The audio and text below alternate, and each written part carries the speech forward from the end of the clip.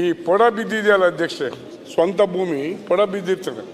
2012ರಲ್ಲಿ ಅದಕ್ಕೊಂದು ಅವಕಾಶ ಕೊಟ್ಟಿದ್ದು, 12 ಮತ್ತು 14 ಕೇವಲ 18 ತಿಂಗಳು.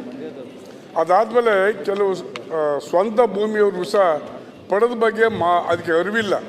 ನ್ಯಾಯವಾಗಿ ತಹಸೀಲ್ದಾರರು ಅವರು ಎಲ್ಲರಿಗೂ ಅರಿವು ಮೂಡಿಸ್ಬೇಕು, ಅದು ಮೂಡಿಸಿಲ್ಲ. ಹಾಗಾಗಿ ಅದು ಅದಾದ ನಂತರ ಈಗ ಅವಕಾಶ ಇಲ್ಲ. ದಯಮಾಡಿ ಮಾನ್ಯ ಸಚಿವರಲ್ಲಿ ತಮ್ಮ ಮುಖಾಂತರ ವಿನಂತಿಸ್ತೀನಿ, ಅದೊಂದು ಸ್ವಲ್ಪ ಇನ್ನೊಂದು ಸರಿ ಅವಕಾಶ ಕೊಟ್ಟರೆ ಪೊಡ ಬಿದ್ದವ್ರು ಯಾವ್ಯಾವುದೋ ಕಾರಣ ಕಂದಾಯ ಕಟ್ಟಡಕ್ಕೆ ಬಂದಿರ್ತದೆ, ಅದನ್ನು ಮಾಡ್ಕೋಬೇಕು. ಇನ್ನೊಂದು 57ರಲ್ಲಿ ಅರ್ಜಿನ ಮಂಜೂರು ಮಾಡೋಕ್ಕೆ ಅವಕಾಶ ಕೊಟ್ಟಿದ್ದಾರೆ, ಇಲ್ಲ ಅಂತಲ್ಲ. ಅದನ್ನು ಯಾರು ಡಿಸೈಡ್ ಮಾಡ್ಬೇಕು? ಗೋಮಾಳನ DC ಅವ್ರಿಗೆ ಅಂತ ಹೇಳಿದರೆ ಅದು ಆಗೋದಿಲ್ಲ. ಆ್ಯಕ್ಚುಲಿ DC ಅವರು ಬಂದು ಗೋಮಾಳನ ಫಿಕ್ಸ್ ಮಾಡಿ ಕೊಡೋಕ್ಕಾಗೋದಿಲ್ಲ. ದಯಮಾಡಿ ತಹಸೀಲ್ದಾರಿಗೆ ಕೊಟ್ಟು ಗೋಮಾಳನ, ಏಕೆಂದರೆ 20, 15, 30 ವರ್ಷದಿಂದ ಗೋಮಾಳ ಉತ್ಕೊಂಡಿದ್ದಾರೆ ಅಧ್ಯಕ್ಷೆ. ಬುದ್ಧಿವಂತರು ಎಲ್ಲ ಮಾಡ್ಕೊಂಬಿಟ್ಟಾರೆ, 50, 53ರಲ್ಲಿ ಮಾಡ್ಕೊಂಬಿಟ್ಟಾರೆ.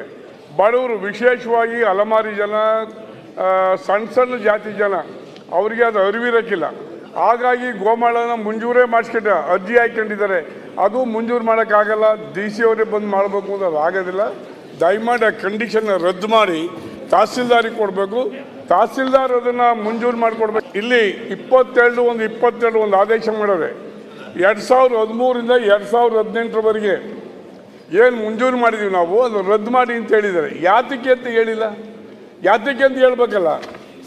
ಒಂದು ಸರಿ ಮಂಜೂರು ಮಾಡಿ ಅಧ್ಯಕ್ಷರೇ, ಪುನಃ ಕಮಿಟಿ ಮುಂದೆ ಮಂಡಿಸಿದ್ದೆ 1665 ಅರ್ಜಿ.